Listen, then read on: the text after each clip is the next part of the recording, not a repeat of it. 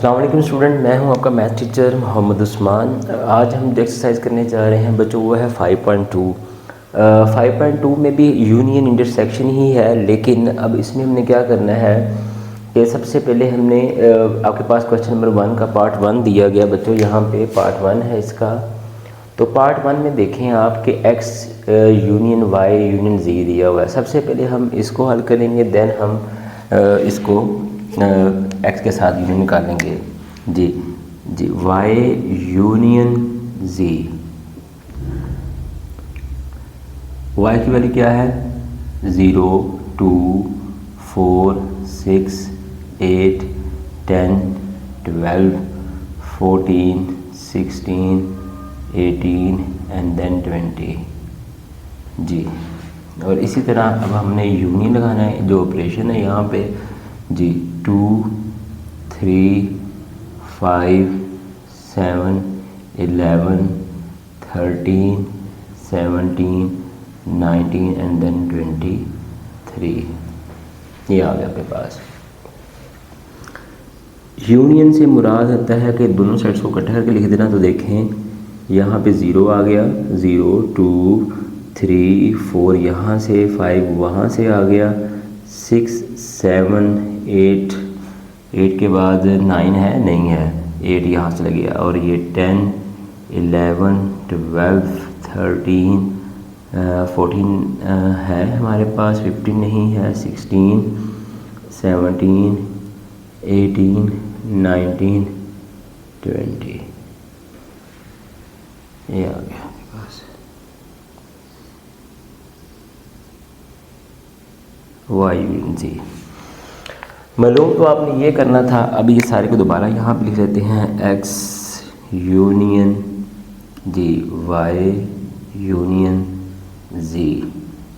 हम यहाँ पे x लिखेंगे, x की वैल्यू की लिखेंगे, सॉरी x की वैल्यू क्या है बेटा आपके पास ऊपर लिखी हुई यहाँ पे जी 1 3 5 7 9 11 और नंबर है 13 15 17 एंड देन 19। यूनियन ऑपरेशन का आ गया, और ये आपके पास ये आंसर लगाया हुआ यहाँ पर लिखें 0 2 3 4 5 6 7 8 9 10। 9 नहीं है, बड़े केयरफुल होकर लिखना है आपने, ठीक है बच्चों। बस यही आपकी गलती होनी चाबी हुई। 11 12 13 14 16 17 18 19 20 एंड 23। ये आ गया। इसका यूनियन क्या होगा, इसका यूनियन जब आप लेंगे तो आंसर आएगा आपके पास। देखें मिक्स करके लिख देना, सबको इकट्ठा करके लिखना, क्योंकि यूनियन है। 0 से स्टार्ट करें, 0 1 2 3 जी। इसके पास 1 नहीं थे तो यहाँ से ऐड हुआ बच्चों, ठीक है ना, इस सेट से 1 2 3 4 5 6 7 8 9 यहाँ से ऐड कर दी, यहाँ पे 9 नहीं था, आप देख सकते हैं। 9 10 11 12 13 14 15 उसके पास नहीं था, 15 14 16 था, 15 आपका यहाँ से ऐड हो गया, 15 16 17 18 19 20 एंड 23। तो ये आपके पास इसका आंसर आ जाएगा। आइए इसका नेक्स्ट पार्ट देखते हैं। पार्ट 7 है हमारे पास। पार्ट 7 में देखें तो कहता है x intersection y union z। तो ये y फिर लिखना है आपने, फिर यूनियन, फिर z की वैल्यू, ठीक है। तो यूनियन से मुराद होता है इकट्ठे करके लिख देना। तो इकट्ठा जब आप करेंगे 0 2 3 4 ये सारे इकट्ठा करके आप इनको लिख देंगे। जो 2 दफ़ा आएगा उसको 1 दफ़ा लिखेंगे, तरतीब भी देनी है आपने। देन आपने इसको उठाया, यहाँ पे लिखा x की वैल्यू, क्योंकि x पर लिखा हुआ है यूनियन, इसकी वैल्यू यहाँ पे आपने पुट कर देनी है, ठीक है मेरा बेटा। जो आपने y यूनियन z निकाला था उसको यहाँ पे लिख देना है। अब आपने बताना है इनमें क्या चीज़ कॉमन है। देखिए बच्चों, इसके पास भी 3 है, इसके पास भी 3 है, 5 उसके पास है, जी बिल्कुल है, उसके पास 5 है, 7 है उसके पास, हाँ जी है, 9 नहीं है, 11 उसके पास है, 13 भी उसके पास है, 15 नहीं है, 17 भी है और 19 भी है।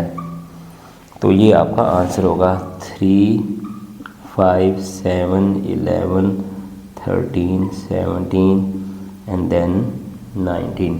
तो स्टूडेंट ये आपका इसके पास आंसर आ जाएगा। आइए नेक्स्ट पार्ट देखते हैं इसका। पार्ट 3 है हमारे पास। पार्ट 3 में देखें कि y इंटरसेक्शन z, आपने सबसे पहले y की वैल्यू लिखी इंटरसेक्शन, देन आपने z की वैल्यू यहाँ पे कोड कर दी। अब बताएं क्या चीज़ कॉमन इनमें, 0 नहीं है, 2 सिर्फ 2 आ गया। अच्छा जी 4 भी नहीं है, 5 6 भी नहीं है, यानी कि कोई कॉमन नहीं है, सिर्फ ये 2 ही एक कॉमन था। देन आपने क्या करना है मेरा बेटा, आपने यहाँ से इसको रेज कर देते हैं। x का आंसर आ गया इंटरसेक्शन, और इसका आंसर क्या निकाला था जी, इसका आंसर निकाला था आपने 2, यानी कि y इंटरसेक्शन z का आंसर क्या निकाला था आपने 2, वो आपने यहाँ पे लगा दिया। ठीक है, अब देखें इन सब में क्या चीज़ कॉमन है, तो कोई भी चीज़ कॉमन नहीं है, तो इसका मतलब यहाँ पे आंसर क्या आएगा, खाली सेट आपका आंसर यहाँ पे जनरेट होगा। आइए इसका नेक्स्ट पार्ट देखते हैं जी स्टूडेंट। अब वो कहता है कि x union y intersection z मालूम करें। सबसे पहले हमने y और z का इंटरसेक्शन मालूम करना है। ये y पहले है, y की वैल्यू लिख दी इंटरसेक्शन, और देन z की वैल्यू। अब देखिए इसमें क्या चीज़ कॉमन थी, 2, बस 2 ही था इस दोनों सेट्स में कॉमन था, वो हमने यहाँ पे लिख दिया। देन आपने इस सारे को यहाँ पे उठा के लिखा, x की वैल्यू आ गई यूनियन 2, और जब आप इसका आंसर लिखेंगे वो क्या होगा, 1 2 3 5 7 9 11 13 15 17 एंड देन 19। तो ये आपके पास इसका आंसर जनरेट हो जाएगा। आइए इसका नेक्स्ट पार्ट देखते हैं जी स्टूडेंट। इसका सेकंड पार्ट देखें आप, तो सेकंड पार्ट में कहता है कि x यूनियन y। सबसे पहले आपने x की वैल्यू लिखी, फिर आपने y की वैल्यू लिख दी। अब आपने इनका यूनियन मालूम करना है, तो यूनियन का मुराद कहता है इकट्ठा करके लिख देना है जी।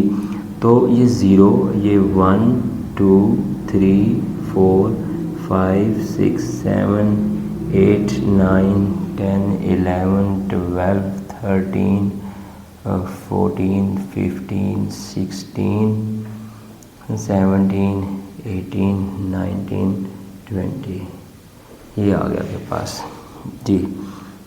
अब ये तो गिनती बन गई 0 से लेके 20 तक, 0 1 2 3 4 5 6 7 8 9 10 जी, 11 12 13 14 15 16 17 18 19 20 20 तक किया सॉरी जी यूनियन। अब यहाँ पे आपने जी की वैल्यू लिखनी है। जी की वैल्यू क्या है, 2 3 5 2 3 5 7 11 13 17 19 23। स्टूडेंट देखें ये सारी की सारी क्या है, कंटिन्यूसली काउंटिंग है, 0 से लेकर 20 तक गिनती है, और यहाँ से लेके यहाँ तक सारे वो वर्ड इसके अंदर ऑलरेडी मौजूद हैं। जब आपने आंसर लिखना है, आपने क्या लिखना है, 0 1 2 3 एंड सो ऑन 20 तक सेम, और आखिर पे आपने इसके साथ 23 को ऐड कर देना है। तो ये आपके पास इसका आंसर आ जाएगा। आइए इसका नेक्स्ट पार्ट देखते हैं स्टूडेंट। क्वेश्चन नंबर 1 का पार्ट 6 है हमारे पास। तो 6 में देखें 4 है, तो 4 में आप देखें कि x intersection y and then y intersection उसके बाद इसके आंसर के साथ आपने इसका इंटरसेक्शन लेना है। सबसे पहले हम इसको मालूम करेंगे x की वैल्यू जी बेटे, और यहाँ पे मैं लगा दूँगा इंटरसेक्शन का साइन जी। इंटरसेक्शन से मुराद वो वर्ड आप लिखना जो दोनों में कॉमन हो। तो आप देखें कि इसमें जो वर्ड है इसमें कोई वो वर्ड नहीं है, तो यहाँ पे खाली सेट हमारा क्या आ जाएगा, आंसर आ जाएगा। ठीक है, देन आपने y intersection x intersection y को लिखा यहाँ पे, जो इसका आंसर निकाला था वो आपने क्या आंसर निकाला है मेरा बेटा, मैं इसको रेज कर देता हूँ जी। तो यहाँ पे आपने क्या करना है, इसका जो आंसर निकाला था वो क्या निकाला है, वो तो खाली सेट आया, वो आपने यहाँ पे लिखना है इंटरसेक्शन देन जी की वैल्यू क्या है बच्चों आपके पास, 2 3 5 7 11 13 17 19 एंड देन 23। तो क्या इनमें कोई चीज़ कॉमन है? तो आप कहेंगे सर बिल्कुल कोई चीज़ कॉमन नहीं है, तो ये इसका आपके पास क्या आ जाएगा, आंसर आ जाएगा। आइए इसका नेक्स्ट पार्ट देखते हैं।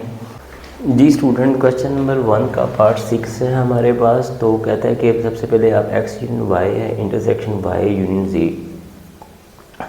सबसे पहले हम क्या फाइंड करेंगे, x यूनियन y। मैंने x की वैल्यू पहले लिखी, फिर यूनियन, देन मैंने y की वैल्यू। तो अगर आप इसका यूनियन निकालें तो वो आएगा 0 1 2 3 4 5 6 7 8 9 10 11 12 13 14 दे 15 16 17 जी 18 19 20, ये हो गया। अब इसी तरह अगर आप इसका यूनियन निकालते हैं तो क्या आता है 1 2 3 5 7 9 11 13 15 17 19 और देन 23। ये आपके पास आंसर आ गया। अब यहाँ पे आपने इनकी वैल्यू लिखनी है स्टूडेंट्स। मैं यहाँ पे शुरू करता हूँ। इसका आंसर क्या निकाला था, वो तो कंटिन्यूसली काउंटिंग थी 0 1 2 3 4 5 6 7 9 10 11 12 13 14 15 16 17 18 19 20। इंटरसेक्शन जी y यूनियन जी के आंसर क्या निकाला है आपने, वो ये वाला यहाँ पे लिखेंगे 1 2 3 5 7 9 11 13 15 17 19 एंड 23। ये आ गया आपके पास जी बच्चों। तो इंटरसेक्शन से मुराद कि आपने वो वर्ड लिखने जो दोनों में कॉमन है। देखें 1 इसके पास भी है, इसके पास भी है, 2 भी इसके पास है, इसके पास भी है, 3 भी है उसके पास, इसके पास भी 3 है। ठीक है बच्चों। अब 4 उसके पास है, नहीं है, 5 है उसके पास, 6 नहीं है लेकिन 7 है, 9 है, 11 है, 13 है, उसके बाद 15 है, 17 है एंड देन 19 है। तो यह का आंसर आ जाएगा 1 2 3 5 7 9 11 13 15 17 एंड 19। तो ये आपका स्टूडेंट्स क्या आ जाएगा, इसका आंसर आ जाएगा। आइए इसका नेक्स्ट पार्ट देखते हैं। जी स्टूडेंट, ये हमारे पास इसका 8 पार्ट है, 8 पार्ट। तो इसमें आप देखें कि कहता है कि x intersection y then x intersection z, फिर इन दोनों के आंसर का यूनियन लेना है। ठीक है, मैंने x पर लिखा इंटरसेक्शन, फिर मैंने y की वैल्यू लिख दी। अब देखिए क्या चीज़ इनमें कॉमन है बच्चों, तो इनमें कोई भी चीज़ कॉमन नहीं, यहाँ तो खाली सेट आ गया। जी बच्चों, यहाँ पे बताओ क्या चीज़ कॉमन है, 3 दोनों के पास है, 5 दोनों के पास है, 7 दोनों के पास है, 9 उसके पास नहीं है, 11 13 ये दोनों के पास है, 15 नहीं है लेकिन 17 उसके पास भी है और 19 भी इसके पास है। तो ये आंसर आ जाएगा। इसका आंसर क्या निकाला आपने, एम्प्टी सेट, वो यहाँ पे लगाया, यूनियन 3 5 7 11 13 17 एंड 19। तो यूनियन से मुराद इकट्ठा लिखने, लेकिन खाली सेट है तो यहाँ पे कुछ भी नहीं आएगा। 3 5 7 11 13 17 एंड देन 19। तो स्टूडेंट ये इसका क्या आ जाएगा, आंसर आ जाएगा। आइए इसका क्वेश्चन नंबर 2 देखते हैं बच्चों। स्टूडेंट क्वेश्चन नंबर 2 का पार्ट 1 है हमारे पास। तो पार्ट 1 में वो कहता है कि प्रूव करें कि a इंटरसेक्शन b बराबर है b इंटरसेक्शन c a के। बेसिकली ये कम्यूटेटिव लॉ है विद रिस्पेक्ट टू इंटरसेक्शन। तो यहाँ पे आप लेते हैं इसकी लेफ़्ट हैंड साइड, अगर तो लेफ़्ट हैंड साइड बराबर है a इंटरसेक्शन b के। a की वैल्यू क्या है मेरा बेटा, ऊपर लिखी हुई है 1 2 3 4 5 एंड देन 6। जी बेटा, और इंटरसेक्शन b की वैल्यू क्या है 2 4 6 एंड देन 8। इंटरसेक्शन से मुराद वो वर्ड लिखने हैं जो दोनों में कॉमन है। तो दोनों में क्या चीज़ कॉमन है? 2 कॉमन है, 4 कॉमन है और 6 कॉमन है। तो ये मेरे पास लेफ़्ट हैंड साइड आ गई। अब इसी तरह मैंने इसकी राइट हैंड साइड भी मालूम करनी है। तो राइट हैंड साइड किसके बराबर है बच्चों? B इंटरसेक्शन A के। तो B की वैल्यू क्या थी? 2 4 6 8। इंटरसेक्शन A की वैल्यू क्या है आपके पास? 1 2 3 4 5 6। जी, क्या चीज़ कॉमन है? 2 4 6। तो ये मेरे पास राइट हैंड साइड इसकी जनरेट हो जाएगी। एंड आखिर पे लिखेंगे आप, हैंस साबित होता है कि जो A यूनियन B है, सॉरी A इंटरसेक्शन जो B है वो बराबर है B इंटरसेक्शन A के। तो ये आपका वेरीफाई हो जाएगा। आइए अब इसका नेक्स्ट पार्ट देखते हैं। तो उसमें आपने क्या करना है? नेक्स्ट पार्ट में आपने ये वेरीफाई करना है। नेक्स्ट पार्ट में आपने वेरीफाई करना है इसका जो सेकंड पार्ट है उसमें आपने वेरीफाई करना है कि A यूनियन B बराबर है B यूनियन A के। तो सबसे पहले आपने इसकी लेफ़्ट हैंड साइड लेनी है। लेफ़्ट हैंड साइड में आप लिखना है कि जनाब देखें A यूनियन B। A की वैल्यू क्या है बच्चों? A की वैल्यू है आपके पास 1 2 3 4 5 6। यूनियन B की वैल्यू क्या है? 2 4 6 8। तो यूनियन से मुराद इकट्ठा करके लिख देना है 1 2 3 4 5 6 और 8 भी शामिल कर दें हम आप। ये लेफ्ट हैंड साइड आ गई आपके पास। ठीक है बच्चों, राइट हैंड साइड कैसे हम करेंगे? Right hand side is equal to B union A। तो B की वैल्यू क्या है हमारे पास? 2 4 6 8। 2 4 6 8 यूनियन A की वैल्यू क्या है? 1 2 3 4 5 एंड देन 6। तो यूनियन से मुराद है, इकट्ठा करके लिखना है 1 2 3 4 5 6 8। तो ये आपके पास इसकी राइट हैंड साइड आ जाएगी। हेंस प्रूव हुआ कि A यूनियन B बराबर है B यूनियन A के। तो ये आपका वेरीफाई हो जाएगा। आइए इसका नेक्स्ट हम देखते हैं प्रूफ। दी स्टूडेंट इसका थर्ड प्रूफ है हमारे पास। तो इसमें आपने कर देना left hand side is equal to A intersection B union C। सबसे पहले आप इसको वेरीफाई करेंगे। तो आपको पता है सबसे पहले आप ब्रैकेट हल करते आए हैं B यूनियन C। B की वैल्यू क्या है बेटा? B की वैल्यू है 2 4 6 8। क्या ब्रैकेट डाली मैंने? Union C 1 4 8। तो बस ये आ जाएगा आपके पास 1 2 4 6 8, क्योंकि 1 जिसके पास है ना, तो B यूनियन C आ गया। अब दोबारा यहाँ पे मैं लिखूँगा लेफ्ट हैंड साइड। जी, left hand side is equal to A intersection B union C। जी बच्चों, A की वैल्यू क्या निकाली आपने? A की वैल्यू निकाली थी आपने, सॉरी गिवन थी 1 2 3 4 5 इंटरसेक्शन। जी, इसकी क्या निकाली है आपने? 1 2 4 6 8।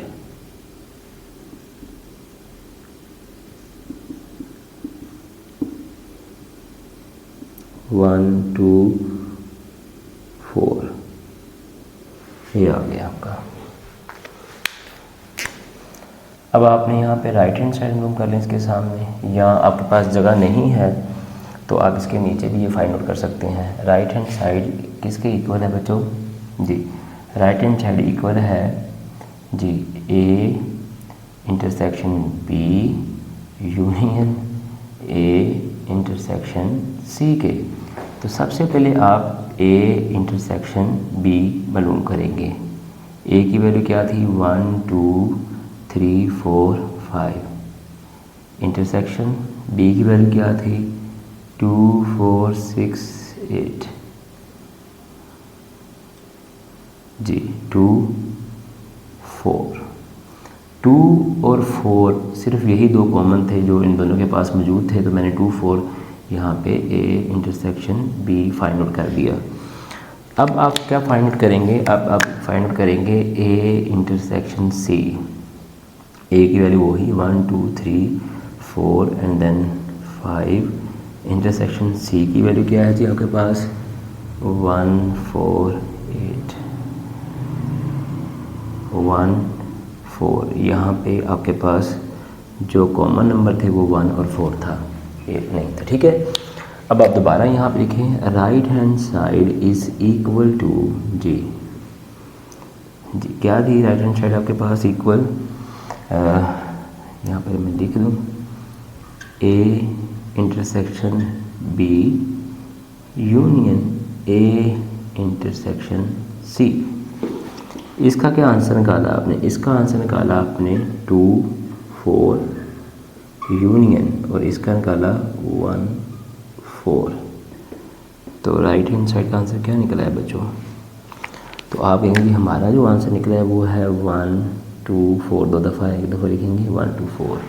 ये राइट हैंड साइड का आंसर था बच्चों, ये आपके पास लेफ्ट हैंड साइड का आंसर था। आखिर पे लास्ट पे इसके बाद क्या लिखोगे, लिखोगे हैंस प्रूव दैट कि जनाब A intersection B union C बराबर है A intersection B union A intersection C के। तो ये आपका वेरीफाई यूँ हो जाएगा। आइए इसका लास्ट पार्ट देखते हैं बच्चों।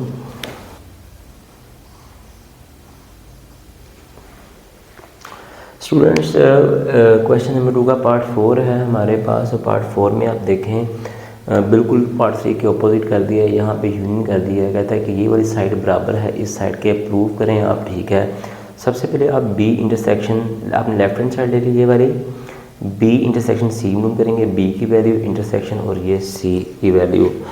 तो जी बच्चों बताओ क्या आंसर आता है इसका, क्या चीज़ कॉमन है। आप कहेंगे सर एक 4 कॉमन है और एक 8 कॉमन है।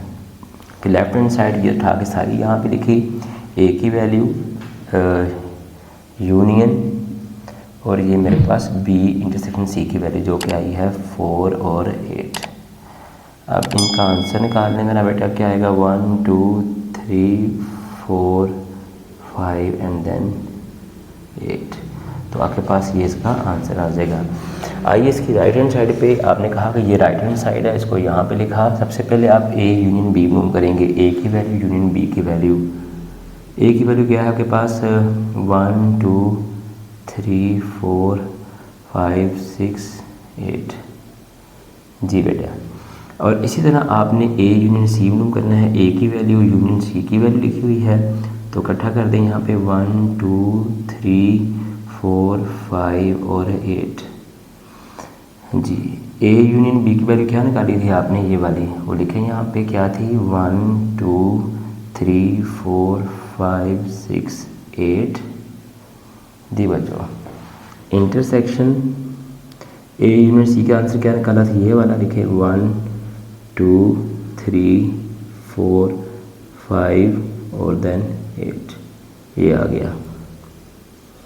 क्या चीज़ कॉमन है इनमें, एक 1 कॉमन है, 2 कॉमन है, 3 कॉमन है, 4 कॉमन है, 5 कॉमन है और 8 कॉमन है। क्या ये वाली साइड इस साइड के बराबर नहीं आ गई बच्चों। जब ये दोनों साइडें आपस में बराबर है तो यहाँ पे फिर वेरीफाई होता है। आप लिख सकते हैं कि हैंस प्रूव दैट के जी A union B intersection C बराबर है A union B intersection A union C के। तो ये आपका वेरीफाई हो जाता है। स्टूडेंट्स आज की वीडियो में इतना ही, बाकी क्वेश्चन नेक्स्ट वीडियो में। अल्लाह ताला से दुआ है कि अल्लाह ताला आपके लिए इजाफ़ा फरमाए। आमीन। अल्लाह हाफ़िज़।